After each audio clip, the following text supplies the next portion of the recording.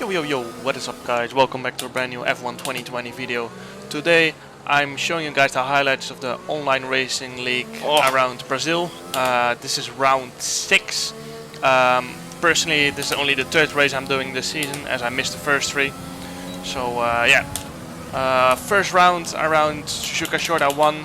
Second round last week around China I finished 5th after making a strategical mistake. Pitting before the rain hit wasn't the ideal strategy, but this race we're looking to do better. As you can see, I'm heading out for my final run in qualifying. Currently P3 behind Jesus Felipe and Josh Idlewill. My best lap time so far is a 105.937. As you can see, I'm on a new rig, so I really have to get used to this rig. As it's a completely different position. I changed back now to the Formula style position, but I'm still using the new pedals and the new WheelBase, which is a Simucube Ultimate with Heusinkveld Ultimate pedals and precision sim engineering WheelRim, if I say that correct. So yeah, final run now. I filled up for 2 push laps in case I made a mistake.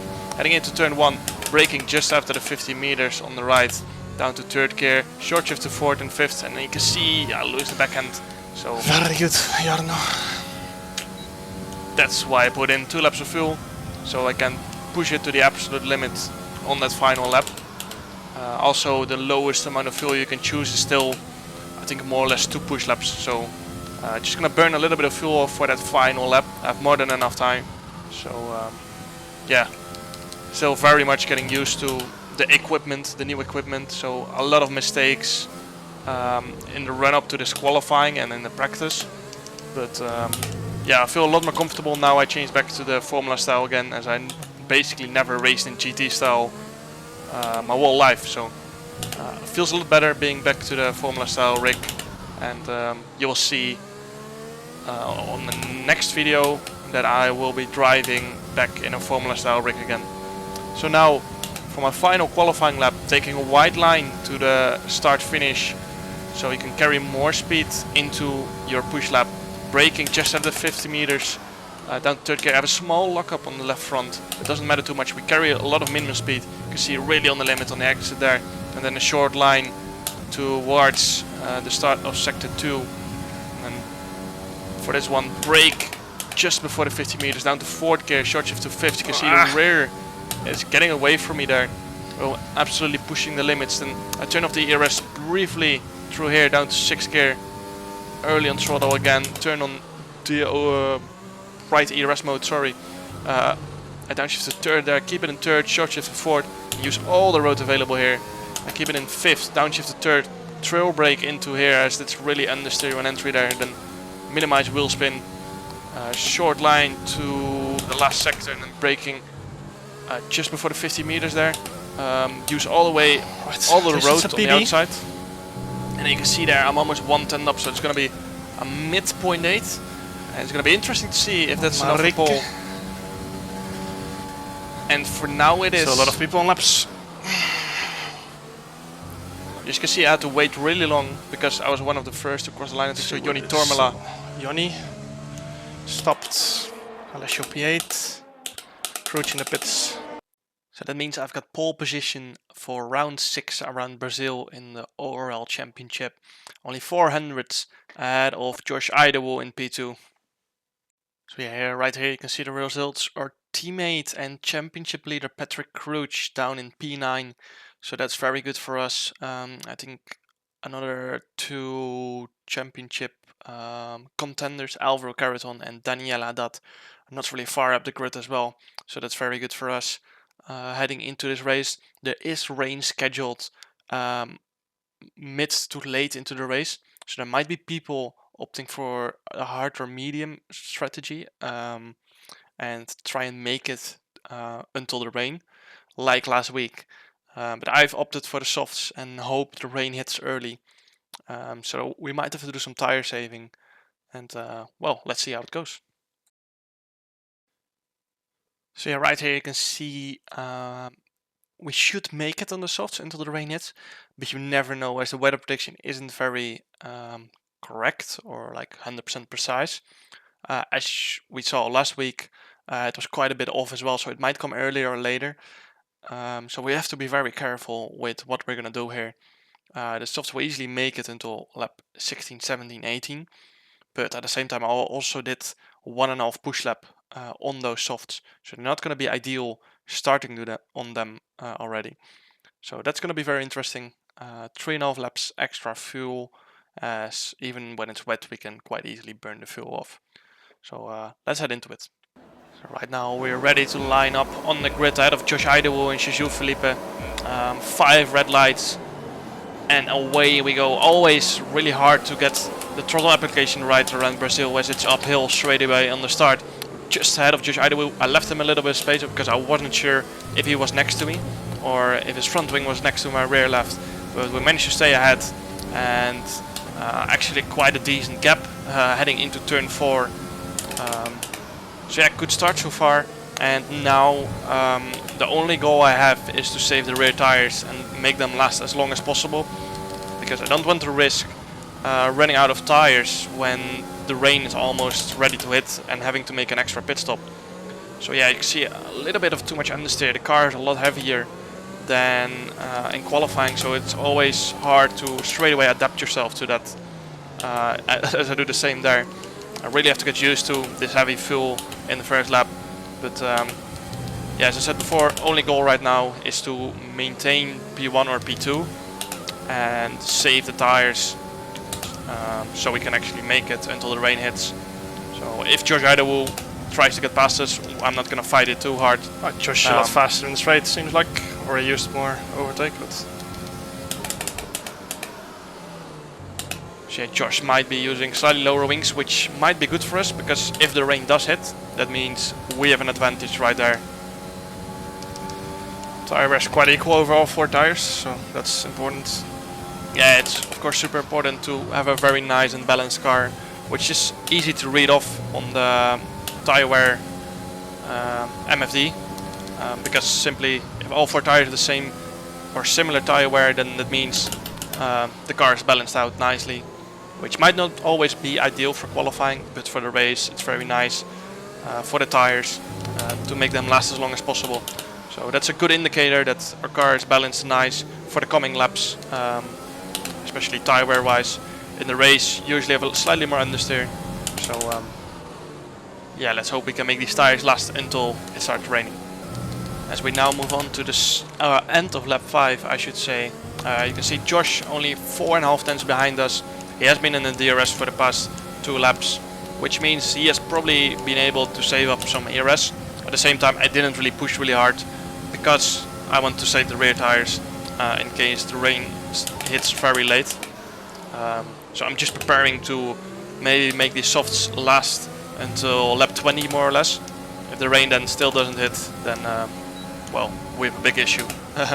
But anyway, now I'm just gonna sit back behind Josh for the coming laps, recharge my ERS and save my rear tires especially. So yeah, you can see Simucube 4 tenths behind us, Simon Weigang another 4 tenths behind him, and Alvaro Carreton, quite a championship contender I would say, half a second behind Simon. So also one thing that's going to be interesting is probably the people running slightly lower wings might be faster right now. Someone like Josh maybe, who I'm not sure if he's on lower wings, but might be. He might struggle when the tires get older, and also when the rain does hit and we have to move on to inters or wets, of course.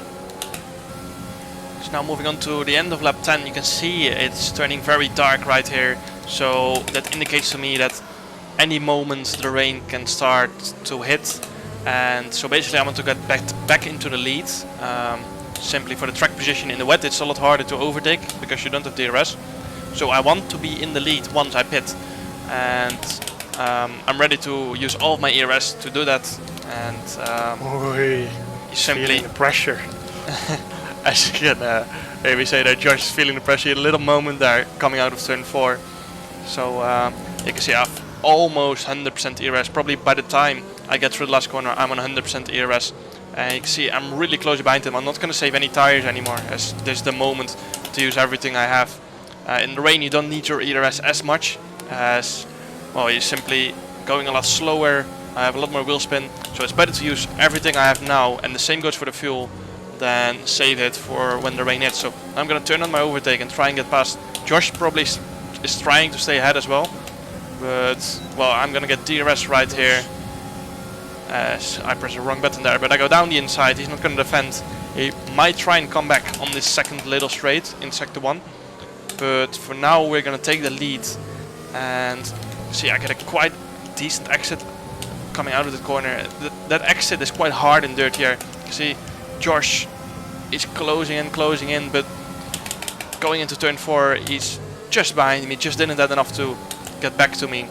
And the rain hasn't hit yet, but oh, just as I say that, it actually does start raining. Just jinxed it. But yeah, now it's gonna be interesting to see how fast the transition from slicks to intermediates is gonna be, because sometimes it might take really long, and sometimes it almost happens instantly. So gonna stay out for now, of course, as this will, I suppose, be way too early to pit. But I wouldn't be surprised if someone in the midfield tried to make a pit stop already. You see right there, rear right is 56%, so I could probably do 6-7 laps extra on those tires, but I think it's going to be very unlikely that we will do an extra 2 laps or 3 laps even. So I think Joni Tormela came into the pits. This light rain is going to be with us for a while now. Dry seem like the fastest tyre at the moment. So yeah, already in its first sector you can see I'm already 8 times down in the first sector, and I get a big snap oversteer there. Just fuck off with your strategy, man. I don't want it. Go away, please. So yeah, luckily I already have the intermediates fitted in the MFD menu, as that's one of the first things I did. But yeah, in this middle sector you can see we're so slow through here already. And Joni might make big gains actually, as DRS disabled now. This is gonna be a busy pit lane. Yeah, this is clearly the crossover point, and everyone has to pit this lap, because otherwise you're just gonna lose an absolute shit ton of time if you stay out for another lap. You can see wheel spin in 5th gear, coming out of the last corner and coming into the pits. We are first in the pit lane, so this is not gonna be ideal, as literally everyone behind me coming into the pits, including our teammate, who is gonna be screwed as well. You can see I'm gonna get held here quite long, a good 2 seconds. So Josh is the same. But why? Why do I get held, but he just gets released into me? This game is so shit, man. As you can hear me absolutely rage on the pit stop model. But yeah, that's an interesting one. 10 people on the cut. Yeah, as I said before, Joni absolutely nailed it. But 22 laps on inters is going to be extremely tricky. And Joni just did an extra lap on those tires, so for him it's going to be even more tricky to make it to the end. And straight away, when I saw there was another 22 laps to go, coming out of the spits on the inters, I straight away started saving my tires, because I knew it was going to be super hard. You can see I'm so far under the limit on that exit, no slides. It's what I'm aiming for this whole stint. I don't want to push any harder than needed, and I don't think everyone realized straight away that 22 laps on those inters around Brazil is going to be extremely tough. So I'm just going to save them, try and keep track position ahead of Simon Weigang, and then try and make it to the end on these tires, because some people will get punctures or some people have to make a pit stop again. I don't see how Tormela's gonna make the end. Even I'm already tricky, and I've literally not slided once. So as you can hear me say there, tires are gonna be extremely tricky, and myself, I was already on the limit with tire wear, and I saw the guys ahead of me sliding around, and I mean, they were pulling away, they were faster, but with the rate where they were sliding around on exits and curbs, or like wheel spinning on curbs, I knew they were not going to make the end if they were going to continue like this. And then suddenly on this lap I saw Josh going slightly slower, starting to slow down a little bit more as well. But Simon behind me, he was pushing, he was going fast. And you can see I'm so careful on throttle on exits. But because most of the corners are to the Just left. over 3% per lap, I think so. Yeah, as you can hear me say there. 3.3 or something like that. If it's 3.3% per lap, I would end up just below 80%. And 80% is basically the mark where you get in serious puncture territory. So yeah, Jonny still pulling away, but that won't be for long anymore, as he will soon realize as well that he's not gonna make the end on those tires. Can't have any slides, man. I think Tormala realized as well because he's dropping back. So yeah, now Jonny has finally I think realized that tire wear is gonna be tricky towards the end of the race, and the same for Josh. But I think Josh realized slightly earlier because well, Josh has started to draw back slightly. I just decided to stay behind him because the dirty air created a little bit of understeer, and it helped me create understeer in the car. And it's always the rear tires, or usually it's the rear tires, where you will have the issues with. So yeah, burning a little bit of fronts to keep the car nice and balanced, I think is helping me later on in the race. Eventually I will probably have to pass Josh on track, but with the tire wear we saved in the first 3, 4, 5 laps compared to him, I think we will be able to pass him eventually on track. Now we move on to the end of lap 23. You see Simon is only half a second behind us, but we are also only half a second behind Josh Idewu, who has been saving a lot of tires in the past few laps. You can see I saved up a lot of ERS, which I'm all gonna use now to try and get past. I will have to use a little bit more tires than I want to try and get past. But yeah, that's the sacrifice we need to make to get some track position here and get after Jonny Tormala. Tires are still very tricky to the end, even though I've been saving for the past 9-10 laps. I can't remember exactly when pitted, I think lap 14 more or less. So for the past 10 laps actually. But now we go down the inside of Josh, who doesn't want to fight too hard, as I think he realized we have the better tires at the moment.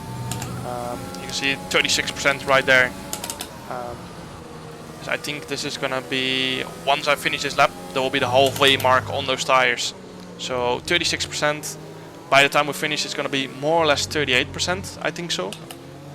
Which means we all finish around 76%, which means we are 4% safe, but at the same time we have been saving pretty much every lap we've been driving on this set of tires. So yeah, can't really afford to push as much as I want in the coming 12 laps.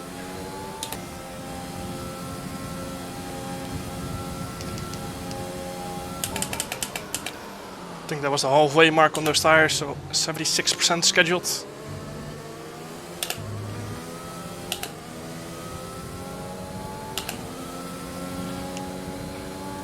Tormala did one more lap, so he should be on 80 then.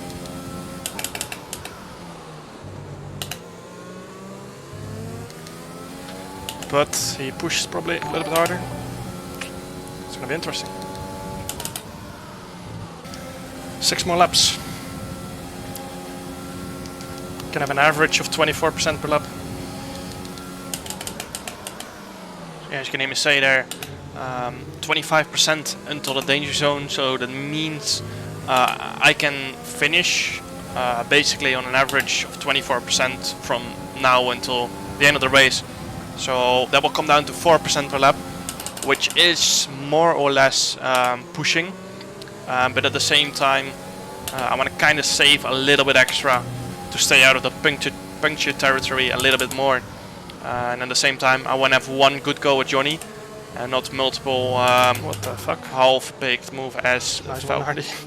as Falcon Hardy is lost Woken. like Kimi in 2012, more or less, in Brazil. So yeah, I don't know how he got there, but he was quite far off track. But anyway, let's go back to the race. Josh still behind us, 7/10, with Simon only half a second behind him. And a small slide through there. Very, very small. As you can even say there, small slide through there. Ankle was hurting. as my ankle's hurting in this rig position at the moment.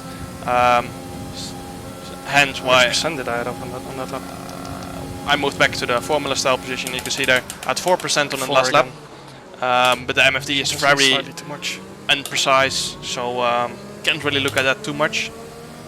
Probably next lap it will say 3% again, so it will be and somewhere in between 3 to 4%. So yeah, I'm looking to save my tires for another 3-4 laps and then have a go with 2 laps before the end, basically. So now we move on to the end of lap 34, so 2 laps to go. 71% tire wear in the rear right, which means I can have over 4% in the last 2 laps on average, which is still tricky, of course, because tire wear has been to the high ends of 3%. More than 4% on average. I can absolutely send it. So I had in the last few laps around 3.8, and I got that Joni still doesn't have a 3.9%. puncture, to be honest. Yeah, as you can hear me say, Joni has used so much tires. That you can see we're pulling away really hard from the people behind us. Simon had to pit because he had no tires left. He wasn't gonna make the end. So Simon went into the pits as Alvaro is also gone. Spun around as he got a puncture. It's important for the championship, he's leading. As Alvaro was not leading. Patrick Crouch was, I think so. But Alvaro was just behind him, so that's very good for the championship for us. And now going into the last lap, I have 100% ERS. So much more pace than him.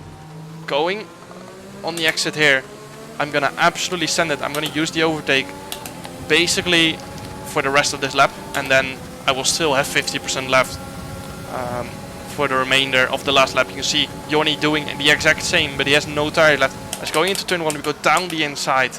He gives us just enough room, but I managed to open up this exit way better, and then going on the exit of turn 3, we go around the outside. He has to short the line, but we manage to stay just on the outside here. We have more ERS, it seems like. And going into turn 4, we go around the outside, and we manage to take the lead on the last lap of the race. Joni simply not having any tires left. Only one that has tires left. You can see Josh as well dropping back massively in the last few laps. He's already 3 seconds behind now, so he's struggling for tires. And next up behind him is Jesus Felipe, 7.3 seconds behind. So no one on the grid really has any tires left, or is be able to fight us back. You see we still have a lot of ERS left as well. And on this lap I can just keep pushing because I'm out of the puncture territory. You see Joni is fighting to try and have a go with this, but he simply has no tires left. He should actually be careful. As later I watched his stream back. Fucking go.